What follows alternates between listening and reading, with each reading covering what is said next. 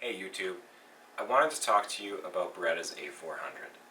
I spent 3 months with it last year, about 500 shells. I shot everything from squirrels, waterfowl, deer, turkey, anything I could. It was my stand beside gun. I wanted to give the ultimate auto-loading waterfowling shotgun a real go.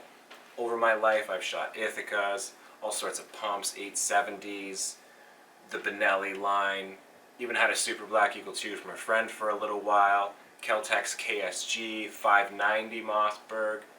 I've tried them. I've been looking for something like this forever. It's awesome. However, is it as awesome as what they want you to pay for it? That I'm not so sure about. And there's a couple things that happened last year that led me to believe that. And that's what I want to talk to you about today. I don't want to put down Beretta. I don't want to say this isn't a fantastic firearm. It really is. I mean, it points good, it's light, it has amazing grips, it handles recoil amazingly. You can shoot slugs out of this thing all day. It's fantastic. The ergonomics are friendly for gloves. It's great. One of the things that threw me off last year, and it was the biggest one, was this pin on the trigger group is very much unlike what they use on their Benellis, where they have a broad side and a smaller side that gets punched out with the cap and then pulled out on the broad side. It's like a T-pin basically. Well, I got a bunch of water and snow in here coming back from a hunt. Weather shifted, it came in, we tried to stick it out, and it got ugly. I would have loved to clean this properly in the truck before taking the 2 hours home. It didn't happen. That kind of irked me because I thought, you guys already have the technology, why aren't you using it? Other than that, there's a couple spots that get a lot of wear on the cap here. This could have had a wear zone. Just basically a tan piece of plastic O-ring could have been inserted in the end, or even just a rubber buffer. It's unfortunate that you get this beautiful camo on it and that it's subject to wear. Another place it's subject to wear is in the case.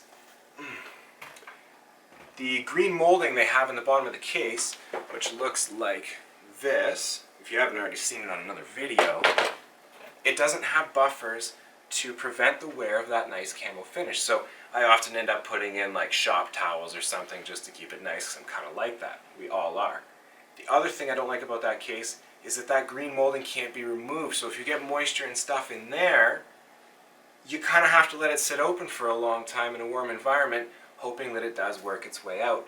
So there's just kind of a couple areas that I think Beretta can make some improvement. Now, I know that an intermediate bead is considered a learner's tool or an amateur thing, but I like it, and I like it for a couple different reasons. I hunt with a full or an extra full choke almost all the time, or as often as I can. That intermediate bead helps me line up a little bit faster in a lot of situations to get that perfect shot that I'm after. Maybe it's not your thing, and that's okay too. And I'm not saying they should put it on there just for me. But there is some value to it, and maybe that needs to be looked at. Maybe if all the comments in here say, yeah, I love an intermediate bead too, we're not all professional shooters, that would be great. Maybe we are the populace that gets to say what this gun could look like. Carlson makes an extra full turkey choke for it. Didn't pattern any tighter than the full choke that Beretta gave you with it, which is kind of a good thing, because then Beretta made an awesome full choke, and for a guy like me, that's fantastic. Other things on it, I've had the bolt sticking in the cold. I don't over lubricate my guns. I don't use frog lube. I know it doesn't respond well in the cold, and I only oil very few key components. So that kind of easy to resolve kind of bugs me a little bit, because you'd expect that for an over $2,000 gun it's going to do a little better like that. I don't think it's a tolerance issue. The gun started off not being able to cycle light loads like they claim they can after the 392 or whatever the predecessors were before this, where they had a 4-coil operating spring in here. They moved to a 5. I couldn't get it to cycle light loads, so I had to put through about 500 shells. Everything this year was all high brass and really nice loads. That's great to hunt with anyways. Kind of a pain if you're just out to shoot some skeet. Having said that, it handled the recoil amazingly well. I mean, just amazingly well. The trigger on it is totally crisp, really nice. I don't have really any other complaints. That pin's got to change though.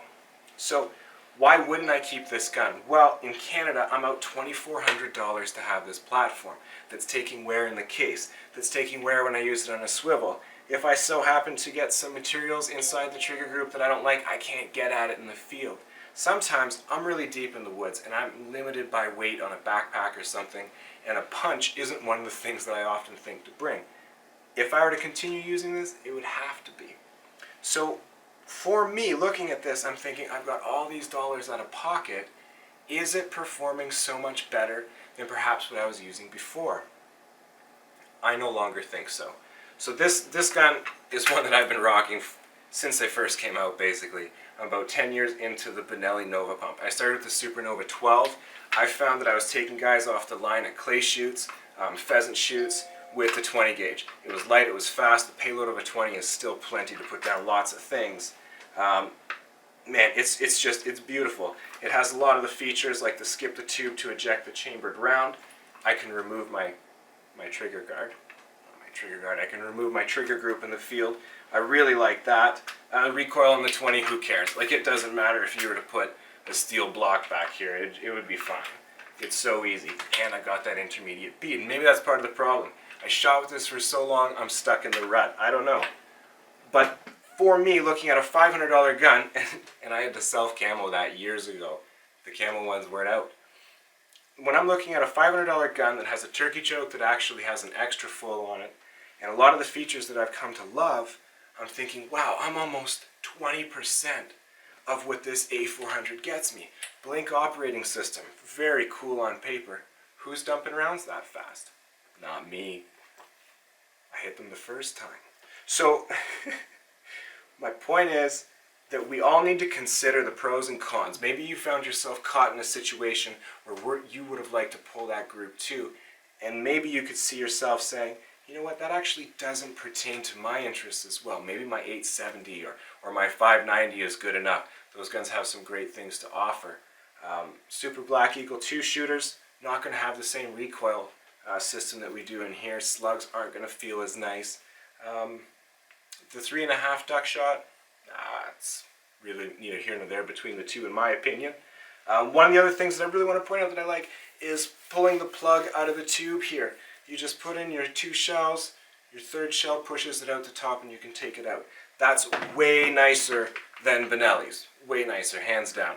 I've gotten pretty good at it, but it's still way nicer.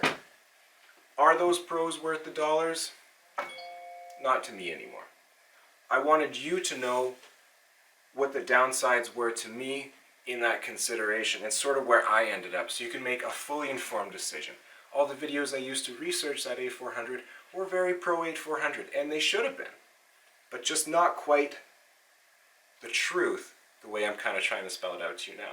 And as for Beretta, if you guys end up seeing this, consider some of the things I've said here, and I hope in the comments below we see people agreeing. So anyways, thanks for watching, happy shooting, and let me know how you feel about some of the stuff I've said so we can all learn from the shotgun environment, the world here that we all like to live in and play in.